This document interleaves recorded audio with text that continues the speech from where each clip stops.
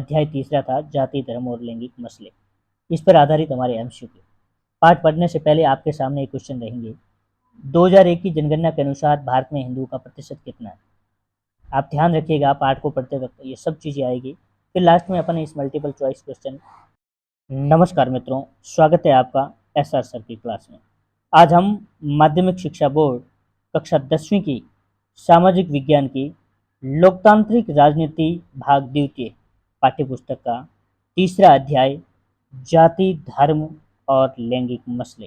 देखिए दोस्तों, पाठ के अध्ययन के दौरान हम श्रम का लैंगिक विभाजन यानी श्रम का लैंगिक विभाजन से मतलब है कि लिंग के आधार पर काम का बंटवारा। जैसे घर के अंदर अधिकतर काम औरतें कर दे, तो इस प्रकार की शब्दावली में हम एक शब्द का अध्ययन करेंगे, नारीवादी।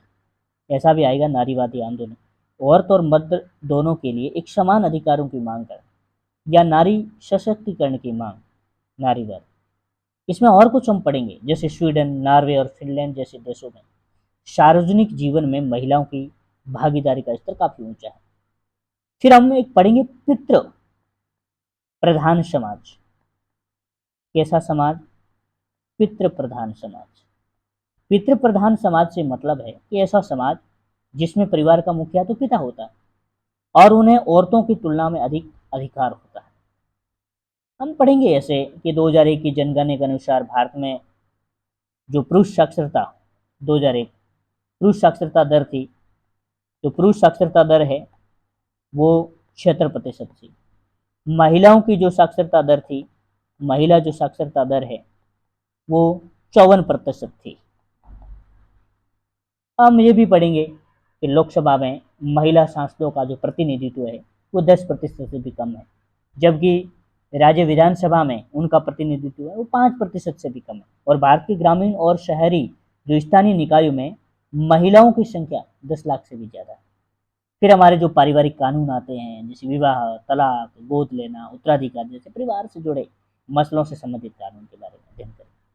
हमारी सांप्रदायिकता, धर्मनिरपेक्षता, वर्ण व्यवस्था, सार्वभौमिक वैश्विक मताधिकार, जातिवाद, ऐसे बहुत सारे विषयों पर अपन इस पाठ में चर्चा करने वाले हैं। देखिए, पाठ की शुरुआत करते हैं। सबसे पहले ही आ जाता है हमारा लैंगिक मसले और राजनीति। देखो, सबसे पहले निजी और सार्वजनिक का विभाजन। देखो, आइए अपनी बात की शुरुआत हम लैंगिक असमानता से करें। सामाजिक असमानता का ये रूप हर जगह नजर आता है। लैंगिक असमानता का मतलब स्त्री और पुरुष दोनों में। सामाजिक असमानता का ये रूप हर जगह नजर आता है, लेकिन राजनीति के अध्ययन में शायद ही इस बात की पहचान की जाती है। लैंगिक असमानता को स्वाभाविक या कहें कि प्राकृतिक और अपरिवर्तनीय मान लिया जाता है, लेकिन लैंगिक असमानता का आधार स्त्री और पुरुष दोनों की जैविक बनावट नहीं, बल्कि इन दोनों के बारे में प्रचलित रूढ़ छवियां और तयशुदा सामाजिक भूमिकाएं की। देखो, लड़के और लड़कियों के पालन पोषण के दौरान क्रम में ये मान्यता उनके मन में बैठा दी जाती है कि औरतों की मुख्य जिम्मेदारी गृहस्थी चलाना, बच्चों का पालन पोषण करने से मतलब। इस प्रकार से काम का बंटवारा या फिर मुख्य जिम्मेदारी गृहस्थी के संबंधित सिर्फ स्त्रियों को दी जाती है, यानी इस श्रम का लैंगिक विभाजन झलकती है। तो हमने यही पढ़ा कि श्रम का लैंगिक विभाजन से मतलब है कि लिंग के आधार पर काम का बंटवारा। ये जैसे घर के अंदर अधिकतर काम औरतों से करवाना, जैसे औरतें ही घर के अंदर का सारा कामकाज है, खाना बनाना, सफाई करना, कपड़े धोना, बच्चों की देख रेख करना आदि काम करते, जबकि मर्द घर के बाहर का काम करते। ऐसा नहीं है कि ये मर्द ये सारे काम नहीं कर सकते। दरअसल वे सोचते हैं कि ऐसे कामों को करना औरतों की जिम्मे है, पर सिलाई कटाई की से लेकर के यानी बहुत सारे कामों में पैसे मिलते हैं, तो मर्द खुशी खुशी से ये काम घर के बाहर करते हैं। तो अधिकांश दर्जी या होटल के रसोइये पुरुष होते हैं। इसी प्रकार औरतें घर के बाहर का काम न करती हो ऐसा भी नहीं है, कर सकती हैं। गांव में स्त्रियां पानी और जलावतन जुटाने से लेकर के खेत में खटने तक का भी काम करती हैं। शहरों में भी हम देखते हैं कि कोई गरीब स्त्री किसी मध्यम वर्गीय परिवार में नौकरानी का काम करती है। और मध्यम वर्गीय स्त्री काम करने के लिए दफ्तर जाया करती। देखो, गरीब स्त्री मध्यम वर्ग के किसी महिला के कहीं नौकरी में लगी हुई है और वो अपने काम के लिए दफ्तर जाया करते हैं, उसके नौकरानी का काम कौन करते हैं? वो मध्यम वर्गीय परिवार के घर वो नौकरानी के रूप में एक गरीब स्त्री करते हैं। तो ये सच्चाई ये है कि अधिकतर महिलाएं हैं वो अपने घरेलू काम के लिए अतिरिक्त अपनी आमदनी के लिए कुछ न कुछ तो काम करते हैं, लेकिन उनके काम को ज़्यादा मूल्यवान नहीं माना जाता पुरुषों के बदले, क्योंकि उन्हें दिन रात काम करके भी उसका श्रेय नहीं मिलता। इसका मतलब श्रम के इस तरह के विभाजन का नतीजा हुआ कि औरतें तो घर की चार दीवारी में सिमट के रह गई और बाहर का सार्वजनिक जीवन पुरुषों के कब्जों में आ गया। यानी मनुष्य जाति की आबादी में औरतें औरतें का हिस्सा आधा है, पर सार्वजनिक जीवन में खासकर राजनीति में उनकी भूमिका न के बराबर है।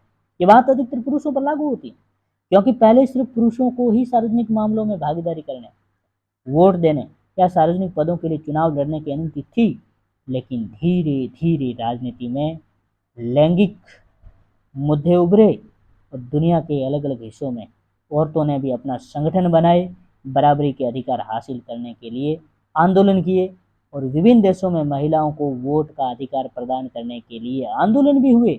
और इन्हीं आंदोलनों में महिलाओं के राजनीतिक और वैधानिक दर्जे को ऊंचा उठाने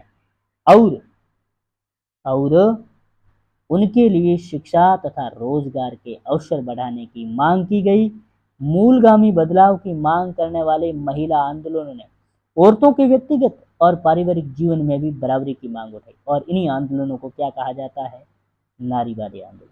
देखिए मित्रों, मैंने इस पाठ के अध्ययन से पहले ही कहा था कि नारीवादी यानी औरतों और मर्द दोनों के लिए एक समान अधिकारों की मांग करना, यानी यहाँ बात किसकी हो रही है? नारी सशक्तिकरण की हो रही है। नारी सशक्तिकरण की हो रही है, नारी सशक्तिकरण इसे हम कह सकते हैं।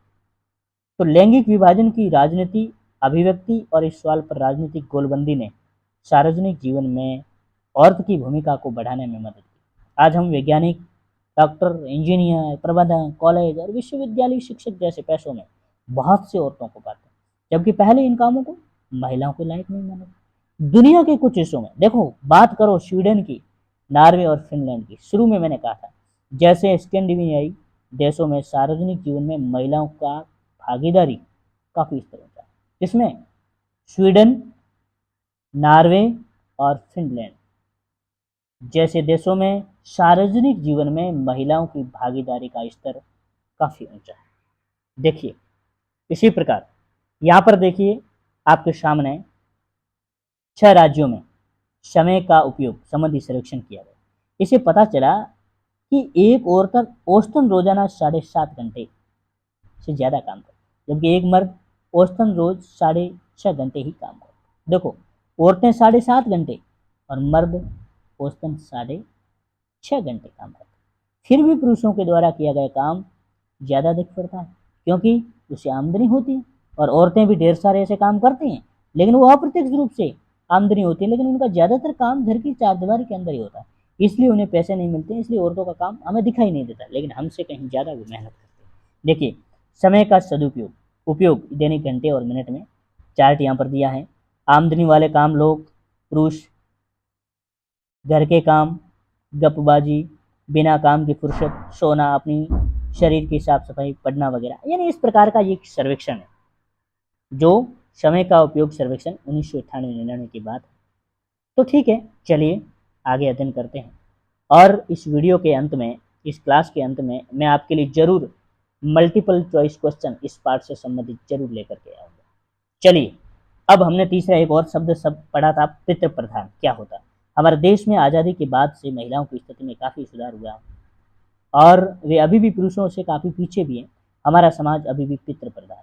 पितृ प्रधान का मतलब क्या है कि ऐसा समाज जिसमें परिवार का मुखिया पिता होता है और उन्हें औरतों की तुलना में अधिक जिम्मेदारी का काम दिया होता है और अधिक काम रहता है, ठीक है, अधिक अधिकार भी होता है। इसी प्रकार औरतों के साथ अभी भी कई तरह के भेदभाव होते हैं, उनका दमन भी होता है। पहला पॉइंट क्या है? पहला पॉइंट है कि महिलाओं में साक्षरता की दर अब भी मात्र 54%।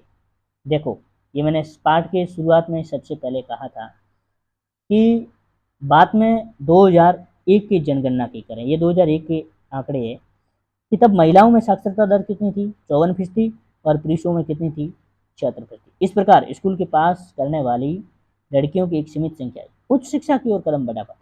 जब हम स्कूली परीक्षा के परिणाम पर गौर करते हैं तो देखते हैं कई जगह पर लड़कियों ने बाजी मारी, कई जगहों पर उनका प्रदर्शन लड़कों से काफ़ी बेहतर नहीं तो कमतर भी नहीं, लेकिन आगे की पढ़ाई के दरवाजे उनके लिए बंद हो जाते हैं क्योंकि माँ बाप अपने संसाधनों को लड़के लड़की दोनों में बराबर खर्च करने की जगह लड़कों पर ज़्यादा खर्च करना पसंद करते हैं। ये पहली बात आ गई हमारी। इसलिए हम देखते हैं कि हमारी महिला साक्षरता 2001 में 54 थी, पुरुषों में 76% थी। दूसरा कारण क्या है, देखो इस स्थिति के चलते अब भी ऊंची तनख्वाह वाले और ऊंचे पदों पर पहुंचने वाली महिलाओं की संख्या बहुत कम है। भारत में औसतन एक स्त्री एक पुरुष की तुलना में रोजाना 1 घंटा काम ज़्यादा करते हैं और उसका ज़्यादातर काम के लिए पैसे नहीं मिलते, इसलिए अक्सर उसके काम को मूल्यवान नहीं समझा जाता। तीसरी बात क्या है, देखिए समान मजदूरी से संबंधित अधिनियम में कहा गया कि समान काम के लिए समान मजदूरी दी जाएगी। बहरहाल काम के हर क्षेत्र में यानी खेलकूद की दुनिया से लेकर के सिनेमा के संसार तक, कल कारखानों से लेकर के खेत खलियान तक महिलाओं को पुरुषों की तुलना में कम मजदूरी मिलती, भले ही दोनों में समान काम किया है। ये चीज़ ठीक नहीं है, समान मजदूरी से संबंधित अधिनियम। देखो अगली बात कि भारत के अनेक हिस्सों में माँ बाप को सिर्फ लड़के की चाह होती, लड़की को जन्म लेने से पहले ही खत्म कर देने के तरीके इस मानसिकता से पनपते हैं। इस देश का लिंग अनुपात यानी लिंगानुपात की बात करें तो प्रति 1000 पुरुषों के पीछे महिलाओं की संख्या, प्रति 1000 पुरुषों के पीछे लड़के लड़कियों की संख्या गिर करके 919 रह गए। देखो लिंगानुपात की बात करें 919। वैसे जनसंख्या के अनुसार हमारे 2001 के अनुसार जनसंख्या के अनुसार माने तो भारत में लिंगानुपात 927 था। कितना, 927। तो लेकिन यहाँ पर साथ ही नक्शा बताता है कि कई जगहों पर यह अनुपात गिर करके 850, कहीं कहीं तो 800 तक नीचे चला गया। तो महिलाओं के उत्पीड़न, शोषण, उन पर होने वाले हिंसा की खबरें हम रोज अखबारों में पढ़ते हैं। शहरी इलाकों तो महिलाओं के लिए खासतौर पर असुरक्षित है, वे अपने घरों में भी सुरक्षित नहीं है क्योंकि वहाँ भी उन्हें मारपीट, अनेक तरह की घरेलू हिंसा झेलनी पड़ती है। चलिए यहाँ पर हमारे सामने डायग्राम दिया गया, यहाँ पर देखिए कहीं जगह तो देखो इसी प्रकार भारत में महिलाओं का प्रतिनिधित्व बहुत होगा। क्या आप इसके कुछ कारण बता सकते हैं? क्या आप मानते हैं अमेरिका यूरोप में महिलाओं का प्रतिनिधित्व इस स्तर तक पहुंच गया है उसे संतोषजनक कहा जा सकता? ठीक है, अगली बात आती है महिलाओं का राजनीतिक प्रतिनिधित्व। राजनीतिक प्रतिनिधित्व ये कोई छुपी हुई बात नहीं है कि औरतों की भलाई या उनके साथ समान व्यवहार वाले मुद्दों पर पर्याप्त ध्यान नहीं दिया जाता है, लेकिन इसके चलते विभिन्न नारीवादी समूह हैं और महिला आंदोलन ने इस निष्कर्ष पर पहुंचे हैं कि जब तक औरतों का सत्ता पर नियंत्रण नहीं होगा तब तक इस समस्या का निपटारा नहीं हो सकता। इस लक्ष्य को हासिल करने का एक ही तरीका है कि जनता द्वारा चुने हुए प्रतिनिधियों में महिलाओं की हिस्सेदारी बढ़ाई जाए। इसका मतलब लोकसभा में महिला सांसदों का प्रतिनिधित्व 10% से भी कम है, जबकि राज्य विधानसभा में बात करें तो उनका प्रतिनिधित्व 5% से भी कम है। और भारत के ग्रामीण और शहरी स्थानीय निकायों में महिलाओं की संख्या तो लगभग 10 लाख से भी ज़्यादा है। तो सोचो भारत की विधायिका में महिला प्रतिनिधित्व का बहुत कम अनुपात है। जैसे लोकसभा में महिलाओं सांसदों की संख्या पहली बार 2019 में 14.36% रही थी। देखो 2019 में बात करें लोकसभा में महिला सांसदों की संख्या 14.36%, राज्यों की विधानसभाओं में उनका प्रतिनिधित्व 5% से भी कम है। देखो इस मामले में भारत का नंबर दुनिया के देशों में काफ़ी नीचे है। हम 64 नंबर पृष्ठ पे जरूर बॉक्स में पढ़ेंगे, लेकिन भारत इस मामले में अफ्रीका और लैटिन अमेरिका कई विकासशील देशों से भी पीछे। कभी कभार कोई महिला प्रधानमंत्री या मुख्यमंत्री की कुर्सी तक आ गई है, पर मंत्रिमंडलों में पुरुषों का ही वर्चस्व रहा है। तो इस समस्या को सुलझाने का एक ही तरीका है कि निर्वाचित संस्था में महिलाओं के लिए कानूनी रूप से एक उचित हिस्सा तय कर देना चाहिए। भारत में पंचायती राज के अंतर्गत कुछ ऐसी व्यवस्थाएं की गई है, स्थानीय सरकारों यानी पंचायतों और नगर पालिकाओं में 1/3 पद पर महिलाओं के लिए आरक्षित कर दिए गए। कितने? 1/3। वेरी वेरी इंपॉर्टेंट क्वेश्चन बन रहा है कि स्थानीय सरकारों यानी पंचायतों और नगर पालिकाओं में 1/3 पद महिलाओं के लिए आरक्षित किए। कितना प्रतिशत? 1/3%। देखो, 1/3 पद महिलाओं के लिए आरक्षित है। आज भारत के ग्रामीण और शहरी स्थानीय निकायों में निर्वाचित महिलाओं की संख्या 10 लाख से भी ज़्यादा है, मैंने पहले ही बोला था। तो महिला संगठनों और कार्यकर्ताओं की मांग थी कि लोकसभा और राज्य विधानसभाओं में कम से कम 1/3 सीटें महिलाओं के लिए जरूर आरक्षित कर देनी चाहिए। तो संसद में इस आशय का एक विधेयक पेश भी किया गया और कई दशकों से वह लंबित भी था। लेकिन बात आती है 2023 में नारी शक्ति वंदन अधिनियम, महिला आरक्षण अधिनियम 2023 पारित किया गया, जिसमें लोकसभा, विधानसभा और दिल्ली विधानसभा में महिलाओं के लिए 33% सीटों का आरक्षण दिया जाएगा। वेरी वेरी इंपॉर्टेंट क्वेश्चन है यहाँ पर नारी सशक्तिकरण के विषय में और नारी शक्ति का, विशेषकर हमारा जो 2023 का नारी शक्ति वंदन अधिनियम, महिला आरक्षण अधिनियम 2023, जिसमें लोकसभा, विधानसभा और दिल्ली जैसी विधानसभा में महिलाओं के लिए 33% सीटों का आरक्षण दिया गया। तो इस प्रकार लैंगिक विभाजन इस बात की मिसाल से कुछ खास किस्म के सामाजिक विभाजनों को राजनीतिक रूप देने की जरूरत है। इससे यह भी पता चलता है कि जब सामाजिक विभाजन एक राजनीतिक मुद्दा बन जाता है तो वंचित समूह को किस तरह लाभ होता है। क्या आपको लगता है कि अगर महिलाओं से भेदभाव भरे व्यवहार का मसला राजनीतिक तौर पर न उठता तो क्या उनको लाभ मिल पाना संभव था? ये ऐसे बहुत सारे अक्सर क्वेश्चन हमारे सामने रहते हैं। चलिए आगे हम बात करते हैं धर्म, सांप्रदायिकता और राजनीति। अब देखो, बात आती है धर्म, सांप्रदायिकता। सांप्रदायिकता क्या है? जब किसी धर्म के मानने वाले लोग अपने धर्म को दूसरों के धर्मों से श्रेष्ठ समझने लगते हैं। धर्म को मानने वाले लोग हैं, अपने धर्म को दूसरे के धर्मों से श्रेष्ठ समझने लगते हैं, उसको अपन कहेंगे सांप्रदायिकता। तो धर्मनिरपेक्षता क्या है? धर्मनिरपेक्षता का मतलब एक ऐसी व्यवस्था जिसमें राज्य का अपना कोई धर्म नहीं होता, सभी धर्मों को एक समान महत्व दिया जाता है, उसे हम धर्मनिरपेक्षता कहते हैं। फिर बात आएगी वर्ण व्यवस्था की, जिसमें विभिन्न जातीय समूह का समाज में पदानुक्रम वर्ण व्यवस्था। सार्वभौमिक वैश्विक मताधिकार के बारे में भी अपन अध्ययन करेंगे। किसी राज्य में एक निश्चित आयु के साथ सभी लोगों को एक समान मत देने का अधिकार। जातिवाद के विषय पर भी पढ़ेंगे कि जाति के आधार पर लोगों में भेदभाव करना। ऐसे बहुत सारे क्वेश्चन हमारे सामने इस प्रकार के शब्दावली रहेगी। एक देखिए, आइए हम एकदम अलग किस्म के सामाजिक विभाजन की चर्चा करें। देखो, धार्मिक अंतरों पर भारतीय विभाजन की है। यह विभाजन लैंगिक विभाजन जैसे सार्वभौमिक तो नहीं है, लेकिन विश्व में धार्मिक विभिन्नता आज बड़ी व्यापक हो चुकी है। भारत समेत अनेक देशों में अलग अलग धर्मों को मानने वाले लोग रहते हैं। जैसा कि आपने उत्तरी आयरलैंड में देखा होगा, वहाँ के लोग एक धर्म को माने, बल्कि उनकी पूजा पद्धति और मान्यताएं अलग अलग है। तब भी गंभीर मतभेद पैदा हो जाता है, क्योंकि लैंगिक विभाजन के विपरीत धार्मिक विभाजन अक्सर राजनीति के मैदान में अभियुक्त होता है। देखो, इन बातों पर गौर करो। गांधी जी ने कहा था कि धर्म को कभी राजनीति से अलग नहीं किया जा सकता। धर्म से उनका मतलब यही है कि हिंदू या मुस्लिम जैसे धर्म से न होकर के नैतिक मूल्यों से था। गांधी जी की दृष्टि से धर्म का मतलब क्या था? गांधी जी की दृष्टि से धर्म का मूल्य क्या था? मतलब था नैतिक मूल्य से। गांधी की दृष्टि कोई धर्म हिंदू धर्म से, मुस्लिम धर्म से, ऐसा उनसे नहीं है, नैतिक मूल्यों से था, अर्थात जो सभी धर्मों से जुड़े। उनका मानना था कि राजनीतिक धर्म द्वारा स्थापित मूल्यों से निर्देशित होनी चाहिए। दूसरी चीज कि अपने देश में मानवाधिकार समूह ने मांग की कि सरकार को सांप्रदायिक दंगों पर रोकने के लिए धार्मिक अल्पसंख्यकों की रक्षा के लिए विशेष कदम उठाएं। जितने भी संप्रदाय के नाम पे जो दंगे होते हैं उनको रोकें, और धार्मिक जो अल्पसंख्यक लोग हैं, बहुत कम मात्रा में लोग, उनकी रक्षा के लिए विशेष कदम उठाएं। तीसरी बात कि महिला आंदोलन का भी ये कहना था कि सभी धर्मों में वर्णित जितने भी पारिवारिक जो कानून है, पारिवारिक कानून का मतलब जैसे पारिवारिक कानून में बात करें, जैसे विवाह, तलाक, गोद लेना और उत्तराधिकार जैसे बहुत सारे ऐसे कानून हैं। उत्तराधिकार जैसे परिवार से जुड़े मसलों से संबंधित कानून।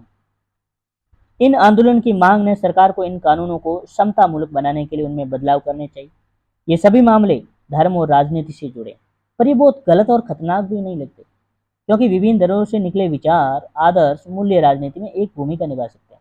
लोगों को एक धार्मिक समुदाय के तौर पर अपनी जरूरतों, हितों और मांगों को राजनीति से उठाने का अधिकार होना चाहिए। जो लोग राजनीति में सत्ता में हो उन्हें धर्म के कामकाज पर नजर रखनी चाहिए, और अगर ऐसी किसी के साथ भेदभाव करता है, किसी के साथ दमन में सहयोगी की भूमिका निभाता है, उसे जरूर रोकना चाहिए। अगर शासन सभी धर्मों के साथ समान बर्ताव करता है तो ऐसे कामों में कोई बुराई नहीं है। इसका मतलब धर्म संप्रदाय के साथ साथ राजनीति भी उस प्रकार की होनी चाहिए। अब बात आती है सांप्रदायिकता। मैंने बताया सांप्रदायिकता क्या चीज है। जब किसी धर्म के मानने वाले लोग अपने धर्म को दूसरे धर्मों से श्रेष्ठ समझने लगते हैं, वो बात आती है सांप्रदायिकता। समस्या तब शुरू होती है जब धर्म को राष्ट्र का आधार मान लिया जाए। पिछले अध्याय में हमने पढ़ा था कि उत्तरी आयरलैंड का उदाहरण राष्ट्रवाद की ऐसी विचारधारा से था जो जुड़े खतरों को दिखाता है। समस्या तब तक विकराल हो जाती है जब राजनीति धर्म की अभिव्यक्ति एक समुदाय की विशेषता के दावे पर पक्ष पोषण का रूप धारण करने लगती है। इससे अनुयायी दूसरे धर्मावलंबियों के खिलाफ मोर्चा खोलने लगते हैं। ऐसा तब होता है जब एक धर्म के विचारों को दूसरे से श्रेष्ठ माना जाए और कोई एक धार्मिक समूह अपनी मांगों को दूसरे समूह के विरोध में खड़ा करने लगता है। इस प्रक्रिया से जब राज्य अपनी सत्ता का इस्तेमाल किया तो किसी एक धर्म के पक्ष में करने लगता है, स्थिति और विकट होने लग जाती है। और राजनीति से धर्म को इस तरह जोड़ना ही सांप्रदायिकता है। तो सांप्रदायिक राजनीति इस सोच पर आधारित होती है कि धर्म की सामाजिक समुदाय का निर्माण करता है। इसी मान्यता के अनुकूल सोचना सांप्रदायिकता है। इस सोच के अनुसार एक खास धर्म में आस्था रखने वाले लोग एक समुदाय के होते हैं और उनके मौलिक हित एक जैसे होते हैं, और समुदाय के लोगों के आपसी मतभेद सामुदायिक जीवन में कोई अहमियत नहीं रखते। इस सोच में यह बात भी शामिल होती है कि किसी अलग धर्म को मानने वाले लोग दूसरे सामाजिक समुदाय का हिस्सा नहीं हो सकते। अगर विभिन्न धर्मों के लोगों की सोच में कोई समानता दिखनी पड़ती है तो ऊपरी और बेईमानी होती है, और अलग अलग धर्मों के लोगों के हित को अलग अलग होंगे तो उनमें टकराव भी होगा। सांप्रदायिक सोच जब ज़्यादा बढ़ेगी ना तो उसमें यह विचार भी जुड़ने लगेगा कि दूसरे धर्मों के अनुयायी है तो एक राष्ट्र में समान नागरिक के तौर पर नहीं रह सकते। तो इस मानसिकता के अनुसार या तो एक समुदाय के लोगों को दूसरे समुदाय के वर्चस्व में रहना होगा या फिर उनका एक अलग राष्ट्र बनाना होगा। तो इस प्रकार यह मान्यता बुनियादी रूप से गलत है। एक धर्म के लोगों के हित और उनकी आकांक्षाएं हर मामले में एक जैसी हो यह संभव नहीं है, लेकिन हर व्यक्ति कई तरह की भूमिका निभाता है, उसकी हैसियत और उसकी पहचान अलग अलग होती है। हर समुदाय में तरह तरह के विचार के लोग हैं, इन सभी को अपनी अपनी बात कहने का अधिकार है। इसलिए एक धर्म से जुड़े सभी लोगों को किसी गैर धार्मिक संदर्भ में एक करके देखना उस समुदाय की विभिन्न आवाज को दबाना है। यही सांप्रदायिक राजधानी के अनेक रूप धारण करते हैं। अब देखो अनेक रूप कौन से। पहला है कि सांप्रदायिकता की सबसे आम अभिव्यक्ति दैनंदिन जीवन में दिखती है। आपने देखा होगा धार्मिक पूर्वाग्रह, धार्मिक समुदाय के बारे में बनी बनाई धारणा, एक धर्म को दूसरे धर्म से श्रेष्ठ मानने की मान्यता, ये इतनी आम है कि अक्सर हम इन पर ध्यान नहीं देते हैं, जबकि ये हमारे अंदर ही बैठी है। दूसरी चीज, सांप्रदायिक सोच अक्सर अपने धार्मिक समुदाय का राजनीतिक प्रभुत्व स्थापित करने की फिराक में रहती है। जो लोग बहुसंख्यक समुदाय के होते हैं उनकी यह कोशिश रहती है कि बहुसंख्यक का रूप ले लेती है, और जो अल्पसंख्यक समुदाय के होते हैं उनमें विश्वास अलग राजनीति इकाई करने की इच्छा को रूप देता है। तो सांप्रदायिक आधार पर राजनीतिक गोलबंदी सांप्रदायिकता का दूसरा रूप है। इनमें धर्म के पवित्र प्रतीक, धर्म गुरुओं, भावनात्मक अपील, अपने ही लोगों के मन में डर बैठाने जैसे तरीकों का उपयोग बहुत आम है। तो चुनावी राजनीति में एक धर्म मतदाताओं की भावना या हितों की बात उठाने जैसे तरीके अक्सर अपनाए जाते हैं। कई बार सांप्रदायिकता का सबसे गंदा रूप संप्रदाय के आधार पर हिंसा, दंगा और नरसंहार करते। विभाजन के समय भारत और पाकिस्तान में भयावह सांप्रदायिक दंगे हुए थे। जब 1947 का विभाजन का समय था, भारत पाकिस्तान में भयावह सांप्रदायिक दंगे हुए, और आज़ादी के बाद भी बड़े पैमाने पर सांप्रदायिक हिंसा हुई है। अब बात आती है धर्मनिरपेक्ष। धर्मनिरपेक्ष का मतलब ऐसी व्यवस्था जिसमें राज्य का अपना कोई धर्म नहीं होता, सभी धर्मों को एक समान महत्व दिया जाता है तथा नागरिकों को किसी भी धर्म को अपनाने की आज़ादी होती है। ये हमारा है धर्मनिरपेक्ष शासन। देखो सांप्रदायिकता तो हमारे देश के लोकतंत्र के लिए एक बड़ी चुनौती रही है। हमारे संविधान के निर्माता भी इस चुनौती के प्रति सचेत थे, इसी के कारण उन्होंने धर्मनिरपेक्ष शासक का मॉडल चुना है। तो इस आधार पर संविधान में अनेक प्रावधान हुए, उनके बारे में पिछले साल हम पढ़ चुके हैं, यानी कक्षा 9th में हम पढ़े थे। लेकिन यहाँ पर कुछ देखो कि भारतीय राज्य में किसी भी धर्म को राज्य के धर्म के रूप में अंगीकार नहीं किया गया। श्रीलंका में बौद्ध धर्म है, पाकिस्तान में इस्लाम धर्म है, इंग्लैंड में ईसाई धर्म का जो दर्जा रहा है, उसके विपरीत भारत का संविधान किसी धर्म को विशेष दर्जा नहीं देता। यहाँ पर कोई धर्म विशेष नहीं। लेकिन श्रीलंका में बौद्ध धर्म को स्पेशल, पाकिस्तान में इस्लाम, इंग्लैंड में ईसाई धर्म का जो दर्जा रहा है वैसा भारत में नहीं। भारतीय संविधान के अनुसार भारत का कोई धर्म विशेष है ही नहीं। दूसरी चीज, संविधान सभी नागरिकों और समुदायों को किसी भी धर्म का पालन करने और प्रचार करने की आज़ादी देता है। हमारा भारतीय संविधान कहता है सभी नागरिकों को, समुदाय को किसी भी धर्म का पालन करो, प्रचार करो, बिल्कुल आज़ाद हो। तीसरी चीज, संविधान धर्म के आधार पर किए जाने वाले किसी भी तरह के भेदभाव को अवैधानिक घोषित करता है। धर्म के आधार पर किए जाने वाला किसी भी तरह का भेदभाव को अवैधानिक घोषित करता है। धर्म के आधार पर कोई भेदभाव करेंगे बिल्कुल अवैधानिक है, वो वैधानिक नहीं। देखिए अगली बात अपन करते हैं। तो इसके साथ ही संविधान धार्मिक समुदायों में समानता सुनिश्चित करने के लिए शासन को धार्मिक मामलों में दखल देने के अधिकार देता है। ये नहीं, ये छुआछूत की इजाज़त नहीं देता। किसी भी प्रकार की हमें छुआछूत की कोई आज़ादी नहीं है, हम किसी के साथ छुआछूत नहीं कर सकते। इस हिसाब से देखें तो धर्मनिरपेक्षता कुछ पार्टियों और व्यक्तियों की एक विचारधारा पर नहीं, ये विचार हमारे संविधान की बुनियाद है। धर्मनिरपेक्षता तो हमारे संविधान की एक बड़ी विशेषता है। सांप्रदायिकता भारत में सिर्फ कुछ लोगों के लिए एक खतरा नहीं है, यह एक भारत की बुनियादी अवधारणा के लिए एक चुनौती है। सांप्रदायिकता तो बड़ा खतरा है, लेकिन धर्मनिरपेक्षता है वो देश के लिए बड़ा अच्छा विचारधारा का विषय है। यह भारत की बुनियादी अवधारणा के लिए एक चुनौती, एक खतरा है। हमारी तरह धर्मनिरपेक्ष संविधान जरूरी चीज है, पर अकेले इस बूते से सांप्रदायिकता का मुकाबला नहीं किया। हमें अपने दैनिक जीवन में सांप्रदायिक पूर्वाग्रह, दुष्प्रचारों को मुकाबला करना होगा, और धर्म पर आधारित गोलबंदी का जो मुकाबला है वो राजनीति के दायरे में करने की जरूरत है। देखिए अब जाति और राजनीति, और जाति और राजनीति की बात करें, यानी यहाँ पर जातिवाद के विषय आएंगे, जाति के आधार पर लोगों में भेदभाव। हमने राजनीति में सामाजिक विभाजन की दो अभिव्यक्तियां देखी, एक तो मोटे तौर पर हमने सकारात्मक लाभदायक देखी है, तो दूसरी नकारात्मक नुकसान। अब अंतिम प्रमुख विभाजन है वो जाति और राजनीति की चर्चा करें तो इसमें सकारात्मक पक्ष और नकारात्मक दोनों पक्ष है। अब जातिगत असमानता है क्या? देखो, लिंग और धर्म पर आधारित विभाजन तो दुनिया भर में, पर जाति पर आधारित विभाजन सिर्फ भारतीय समाज। लिंग और धर्म के आधार पर अपन देखेंगे ना, ये विभाजन हमें पूरी दुनिया में मिलेगा, लेकिन जो जाति के आधार पर जो विभाजन है सिर्फ भारतीय समाज में देखने को मिलता है, ओनली फॉर भारतीय समाज। तो सभी समाजों में कुछ सामाजिक असमानताएं होती हैं, एक न एक तरह का तो श्रम का विभाजन मौजूद होता ही है, लेकिन अधिकतर समाजों में पैसा परिवार की एक पीढ़ी से दूसरी पीढ़ी में जाता है। पैसा का मतलब यहाँ काम धंधे से एक परिवार से दूसरी पीढ़ी में जाता है, लेकिन जाति व्यवस्था इसका एक अतिवादी और स्थायी रूप है। अन्य समाजों की बात करें तो अन्य समाजों में मौजूद असमानताओं से यह एक खास अर्थ भिन्न है। इसमें पेशा वसानुगत विभाजन का रीति रिवाजों की मान्यता प्राप्त है। एक जाति समूह के लोग एक या मिलते जुलते पैसों के तो होते हैं, पर साथ उन्हें एक अलग सामाजिक समुदाय के रूप में भी देखा जाता है। उसमें आपस में बेटी रोटी अर्थात शादी और खान पान का संबंध रहता है। अन्य जाति समूह में उनके बच्चों की न तो शादी हो सकती, न महत्वपूर्ण पारिवारिक या सामुदायिक आयोजन में उनकी पांत में बैठकर दूसरी जाति के लोग भोजन कर सकते हैं। अब बात आती है वर्ण व्यवस्था। वर्ण व्यवस्था का मतलब क्या है? वर्ण व्यवस्था का मतलब है विभिन्न जातीय समूहों का समाज में पदानुक्रम। देखो कैसे, अन्य जातीय समूह से भेदभाव उन्हें अपने से अलग अलग मानने की धारणा आधारित है। इसमें अत्यंज क्या है? अंत्यज जातियों के साथ छुआछूत का व्यवहार किया। इसकी चर्चा हमने पिछली 9th कक्षा में की थी। तो यही कारण है, इसी कारण ज्योतिबा फूले, महात्मा गांधी, डॉक्टर अंबेडकर, पेरियार रामास्वामी नायकर जैसे राजनेताओं और समाज सुधारकों ने जातिगत जो भेदभाव से मुक्त समाज व्यवस्था बनाने की बात की, और उसके लिए उन्होंने काम भी किया था। देखो, समाज सुधारक के रूप में नाम आता है ज्योतिबा फूले का, महात्मा गांधी का, डॉक्टर अंबेडकर का, पेरियार रामास्वामी नायकर। ये इस प्रकार के जो व्यक्तित्व है, एक प्रकार के ऐसे राजनेता है जिन्होंने समाज सुधारक के रूप में जो जातिगत भेदभाव को मुक्त करके एक सभ्य समाज बनाने की बात की, उसके लिए उन्होंने काम किया। तो इन महापुरुषों के प्रयासों और सामाजिक आर्थिक बदलावों के चलते आधुनिक भारत में जाति की संरचना और जाति व्यवस्था में भारी बदलाव आया। देखिए आप, आज का आर्थिक विकास, शहरीकरण, साक्षरता और शिक्षा के विकास, पैसा चुनने की आज़ादी और गाँव में जमींदारी व्यवस्था के कमजोर पड़ने से जाति व्यवस्था के पुराने स्वरूप और वर्ण व्यवस्था पर टिकी मानसिकता में बदलाव जरूर देखने को मिलता है।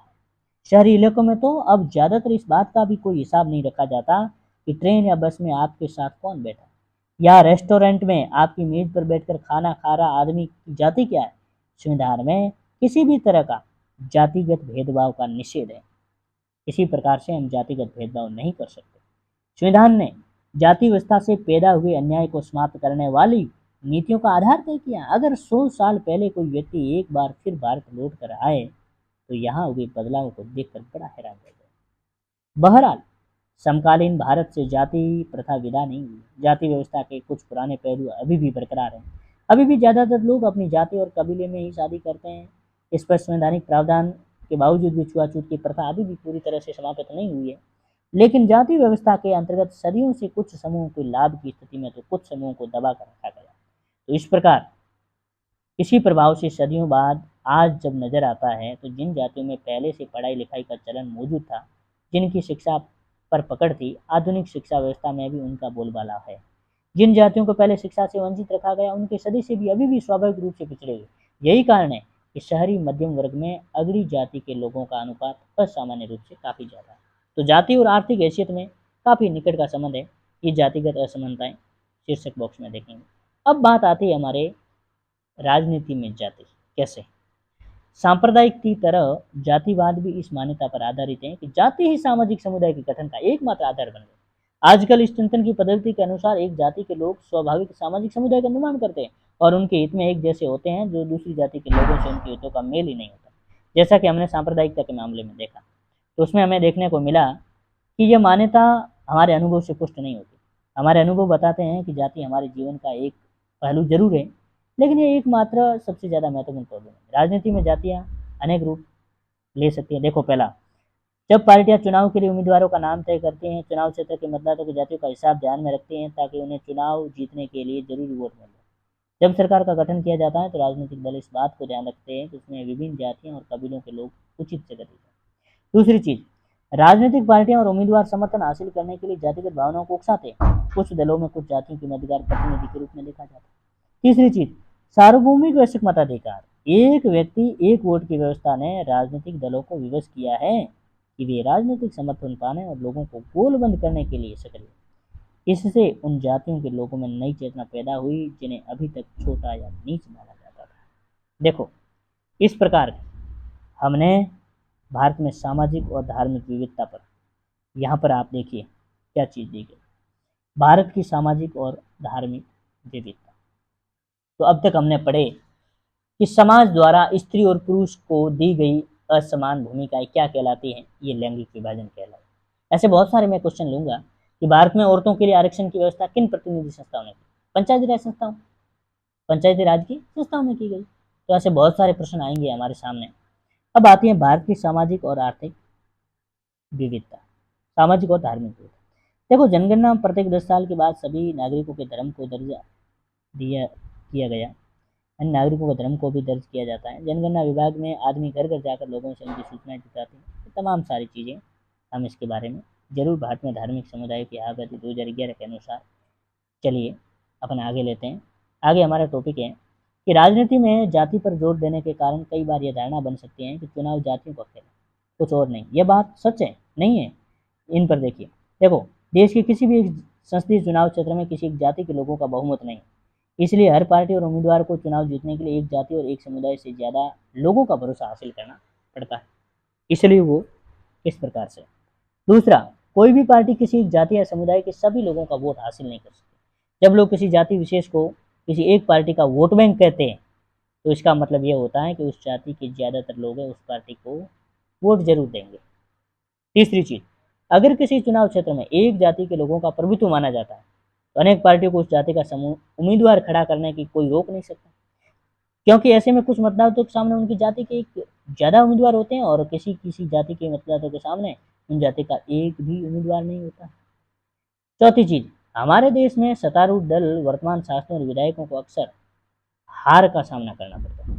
अगर जातियाँ और समुदायों की राजनीति पसंद एक होती तो ऐसा संभव नहीं हो पाता। तो स्पष्ट है कि चुनाव में जाति की भूमिका महत्वपूर्ण होती है, किंतु दूसरे कारक भी इतने असरदार होते हैं कि मतदाता अपनी जातियों से जितना जुड़ाव रखते हैं, अक्सर उनसे कहीं ज़्यादा गहरा जुड़ाव उनके राजनीतिक दलों से रखते हैं। एक जाति या समुदाय के भीतर भी अमीर और गरीब लोगों के हित अलग अलग होते हैं।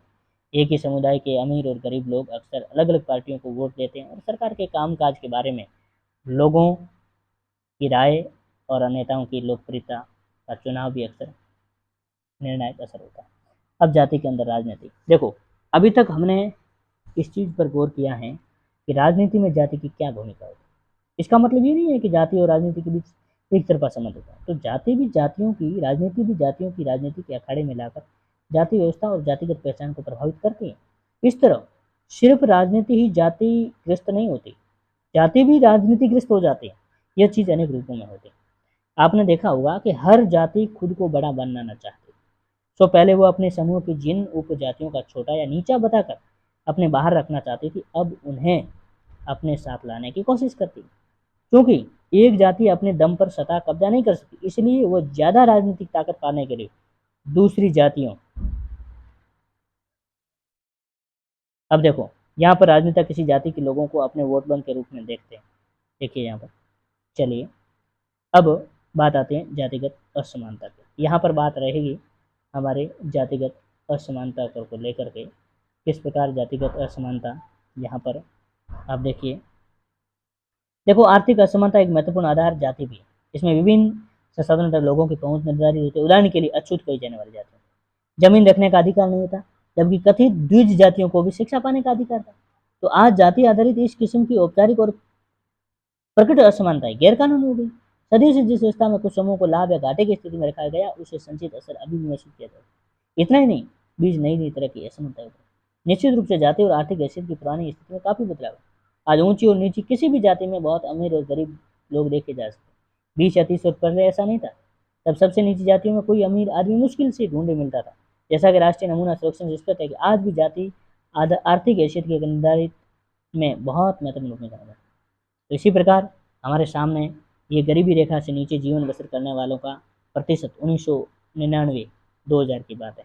अनुसूचित जातियाँ किस प्रकार से, अनुसूचित जनजाति, अन्य पिछड़ी, मुसलमान अगड़ी, हिंदू अगड़ी, ईसाई अगड़ी जातियाँ, ऊंची जाति के सिख, अन्य जाति के, इस प्रकार सभी समूह किस प्रकार का इनका प्रतिशत अनुपात रहा होगा। चलिए अब अपन बात करते हैं कि राजनीतिक ताकत पाने के लिए दूसरी जातियों और समुदाय को साथ लेने की कोशिश करते हैं, तो इस तरह के बीच स्वाद मोड़ते हैं। राजनीति में नई किस्म की जातिगत गोलबंदी भी हुई है, रगड़ा और पिछड़ा। इस प्रकार जाति व राजनीति में कई तरह की भूमिकाएं निभाती हैं। एक तरह से ये चीज़ें दुनिया भर की राजनीति में चलती हैं, तो दुनिया भर में राजनीतिक पार्टियां पाने के लिए सामाजिक समूह और समुदाय को गोलबंद करने का प्रयास करती हैं। तो कुछ खास स्थितियों में राजनीति में जातिगत विभिन्नताएं और असमानताएं वंचित कई कमजोर समुदाय के लिए अपनी बातें आगे बढ़ाने और सत्ता में अपनी हिस्सेदारी मांगने की गुंजाइश भी पैदा होती है। तो इस अर्थ में जातिगत राजनीति में दलित और पिछड़ी जातियों के लिए सत्ता तक पहुंचने तक निर्णय प्रक्रिया को बेहतर ढंग से प्रभावित करने की स्थिति में जो स्थिति पैदा हुई है, अनेक पार्टियां और गैर राजनीतिक संगठन खास जातियों के खिलाफ भेदभाव समाप्त करने और उनके साथ ज़्यादा सम्मानजनक व्यवहार करने और उनके लिए जमीन जायदाद और अवसर उपलब्ध कराने की मांग को लेकर के आवेदन कर रहे हैं। और इस आंदोलन के चलते ये सच भी है कि सिर्फ जाति पर जोर देना नुकसानदेह हो सकता है। धर्म के मसले में स्पष्ट होता है कि सिर्फ जातिगत पहचान आधारित राजनीति जो लोकतंत्र के लिए शुभ नहीं होती। अक्सर गरीबी, विकास, भ्रष्टाचार जैसे बड़े मुद्दों को लोगों का ध्यान भी भटकता है। कई बार जातीयवाद जो तनाव, टकराव, हिंसा को भी बढ़ावा देता है। ठीक है, इस प्रकार से हमारा आज का ये अध्याय या कंप्लीट हुआ है। इसके ये प्रश्नोत्तर हैं, मैं ज़रूर आप इस प्रश्नोत्तर को सोल्व करवाऊंगा ही। लेकिन इससे पहले मैं आपके सामने आज पीडीएफ के माध्यम से, एक पीपीटी के माध्यम से मोस्ट इम्पोर्टेंट क्वेश्चन लेकर के जरूर आऊँगा। पहला प्रश्न, 2001 की जनगणना के अनुसार भारत में हिंदुओं का प्रतिशत कितना है? करेक्ट आंसर क्या रहेगा? Option number B, 80.5%। निम्नलिखित में से किस देश में सार्वजनिक जीवन में महिलाओं की भागीदारी अधिक है? किन देशों में? हमने पाठ में पढ़ा था, तब हमें मिला था स्वीडन और अफ्रीका। तीसरा प्रश्न, पारिवारिक कानून किससे संबंधित? पारिवारिक कानून हमने पढ़ा, पारिवारिक कानून में विवाह और तलाक, गोद लेना, उत्तराधिकारी, ये सारे। ऑप्शन नंबर डी, उपयुक्त सभी। चौथा प्रश्न, सांप्रदायिकता की विशिष्ट विशेषता क्या है? सांप्रदायिक की विशिष्ट विशेषता देखिए, किसी विशेष धर्म के अनुयायियों को एक ही समुदाय से संबंधित होना। पहला प्रश्न ही सही है, यही है सांप्रदायिक। किसी विशेष धर्म के अनुयायियों को एक ही समुदाय से संबंधित होना चाहिए, ये सांप्रदायिकता। पांचवा प्रश्न, भारत में विधायिका में महिलाओं का प्रतिनिधित्व रहा है? विधायिका में महिलाओं का प्रतिनिधित्व बहुत कम रहा, ऑप्शन नंबर डी, बहुत कम रहा। छठा प्रश्न, उन कथनों की पहचान करें जो सुझाव देते हैं कि राजनीति जाति से ग्रस्त नहीं होती, बल्कि जाति का राजनीतिकरण होता है। इस कथन इसमें हमारा कौन सा रहेगा? देखिए, जब सरकारें बनती है तो राजनीतिक दल इस बात पर ध्यान रखते हैं कि विभिन्न जातियों के प्रतिनिधि हो उसमें, ये भी ठीक नहीं। चलिए, प्रत्येक जाति समूह पड़ोसी जातियों को शामिल करता है जिन्हें पहले ही बाहर रखा गया है, ये थोड़ा लगता है बी। तो विभिन्न जाति समूह अन्य जातियों के साथ गठबंधन करते हैं, ये भी ठीक लग रहा है, बी और सी दोनों ठीक लग रहे हैं। चुनाव में राजनीतिक दल और उम्मीदवार जातिगत भावनाओं को अपील करते ये थे। इसका मतलब ऑप्शन नंबर हमारा क्या रहेगा? बी और सी दोनों, बी और सी दोनों। अगला प्रश्न, वह व्यवस्था जिसमें पिता परिवार का मुखिया होता है, हमने पढ़ा था पितृसत्ता, है ना? चलिए, ऑप्शन नंबर सी। आठवां, जब हम लैंगिक विभाजन की बात करते हैं तो हमें आमतौर पर इसका उल्लेख करते हैं, किसका उल्लेख करेंगे? आमतौर पर हम किसका उल्लेख करेंगे? हमारा करेक्ट आंसर क्या रहेगा? बी रहेगा कि समाज द्वारा पुरुषों और महिलाओं को सौंपी गई असमान भूमिका। देखिए, ज्योतिबा फूले थे, हमने पढ़ा था, महात्मा गांधी, अंबेडकर, ज्योतिबा फूले, ये सब लोग क्या थे? समाज सुधारक। ऑप्शन नंबर ए होगा। 10वां प्रश्न, भारत में महिलाओं के लिए सीटें आरक्षित है, महिलाओं के लिए सीटें आरक्षित है, हमने पढ़ा था। लोकसभा में बिल्कुल आरक्षित है, राज्य विधानसभाओं में बिल्कुल आरक्षित है, मंत्रिमंडल में नहीं, पंचायती राज निकाय। Option number A B D, A B D किस में मिल रहा है? ऑप्शन नंबर ए में, ए बी और डी किसमें? लोकसभा में, राज्य विधानसभा में और पंचायती राज निकाय में। अगला 11वां प्रश्न, भारत के संविधान के बारे में निम्नलिखित में से कौन सा कथन गलत है? देखो, धर्म के आधार पर भेदभाव को रोकता है, जो कथन गलत है उसके बारे में, धर्म के आधार पर भेदभाव को रोकता है, ये तो सही है। अगला, एक धर्म को आधिकारिक दर्जा देता है, ये गलत है। सभी व्यक्तियों को किसी भी धर्म मानने की स्वतंत्रता प्रदान करता है, ये भी सही है। धार्मिक समुदाय के भीतर नागरिकों की समानता सुनी, ये भी। ऑप्शन नंबर बी हमारा गलत आंसर है। 12वां प्रश्न, भारत के संविधान के बारे में निम्नलिखित में से कौन सा कथन गलत है? देखो, इसमें भी प्रश्न आगे पूछा है, कौन सा कथन गलत है? देखो, प्रश्न है, धर्म के आधार पर भेदभाव को रोकता है, ये तो सही है। एक धर्म को आधारित दर्जा देता है, ये गलत है। सभी व्यक्तियों को किसी धर्म को मानने के लिए स्वतंत्रता प्रदान करता है, ये सही है। भारतीय धार्मिक समुदाय के भीतर नागरिकों की समानता सुने, ये भी सही है। देखो, यही प्रश्न वापस आया। जब हम लैंगिक विभाजन की बात करते हैं तो हम आमतौर पर इसका उल्लेख करते हैं, आमतौर पर हम इसका उल्लेख करते हैं कि समाज द्वारा, बी ऑप्शन, समाज द्वारा पुरुषों और महिलाओं को सौंपी गई असमान। ये प्रश्न वापस रिपीट हुआ। दिए गए देशों में से किस देश में सार्वजनिक जीवन में महिलाओं की भूमिका अधिक है? यह फिर वापस प्रश्न आया है, एक बार फिर मैंने रिपीट किया है। करेक्ट आंसर क्या रहेगा? सी, स्वीडन और अफ्रीका। भारत में कुछ स्थानों पर बाल लिंगानुपात कितना कम हो गया? बाल लिंगानुपात कितना कम हो गया? अरे, हमने देखा था कि आप एक बार उस पैराग्राफ में या हमारा ग्राफ दिया उसमें बताया कि 800 तक से कम चला गया। देखो, ऑप्शन नंबर डी। लोकसभा में निर्वाचित महिला सदस्यों का प्रतिशत कभी भी उसकी कुल जनसंख्या के कितने प्रतिशत तक नहीं पहुंचता है? देखो, अपन देखें तो 10% तक, ऑप्शन नंबर सी। इनमें से कौन सा मामला पारिवारिक कानून से संबंधित है? पारिवारिक कानून से संबंधित है। विवाह, तलाक, गोद लेना इत्यादि, पहला प्रश्न हमने पढ़ा था, ये सभी है। चलिए, अगला क्वेश्चन हमारे सामने, सांप्रदायिकता के सबसे क्रूप रूप के बारे में इनमें से कौन सा कथन सत्य है? क्रूप रूप, सांप्रदायिक हिंसा, दंगे, नरसंहार, सभी है। जाति पदानुक्रम के टूटने का कारण क्या है? टूटने का कारण क्या है? बड़े पैमाने पर शहरीकरण, साक्षरता और शिक्षा में वृद्धि, व्यवसायिक गतिशीलता, ये सब जातिवाद से टूटा है। आपके विचार में इनमें से किस प्रकार के कार्य पुरुषों द्वारा कम समय व्यतीत किया जाता है? देखिए, इसमें हमारे क्या रहेंगे? घरेलू और संबंधित कार्य। भारतीय समाज किस प्रकार का? हमने पढ़ा, भारतीय समाज एक पितृसत्तात्मक समाज है। 21वां, लिंग विभाजन की राजनीतिक अभिव्यक्ति का परिणाम क्या है?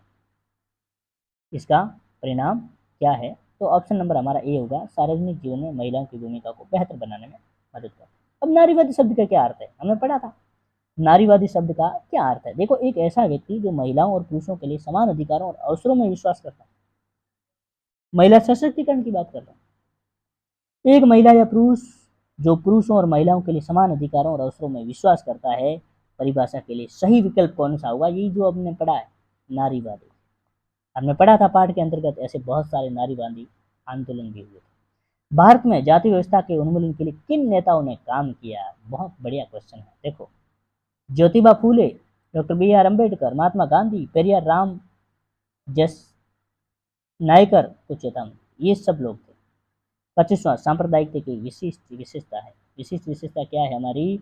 विशिष्ट विशेषता है कि किसी विशेष धर्म के अनुयायियों को एक समुदाय से संबंधित होना चाहिए। हमारे सामने 26वां प्रश्न, भारत में अनुसूचित जातियों और जनजातियों को समानता दिलाने के लिए संविधान में कौन से अधिकार दिए गए? पहला ऑप्शन नंबर बी, मौलिक अधिकार दिए गए। दूसरा प्रश्न, लैंगिक विभाजन का क्या अर्थ है? लैंगिक विभाजन का अर्थ है महिलाओं और पुरुषों के बीच कार्य और भूमिकाओं का पृथक्करण। तीसरा प्रश्न अगला देखो, 28वां, भारत में धर्मनिरपेक्षता का अर्थ है? धर्मनिरपेक्षता का अर्थ है सभी धर्मों को समान सम्मान देना, इज्जत देना। 29वां, महिलाओं की राजनीतिक भागीदारी को बढ़ावा देने के लिए भारत सरकार ने पंचायतों में उनके लिए कितने प्रतिशत आरक्षण दिया है? देखो यहाँ पर करेक्ट आंसर होगा कितने प्रतिशत? 33% आरक्षण दिया।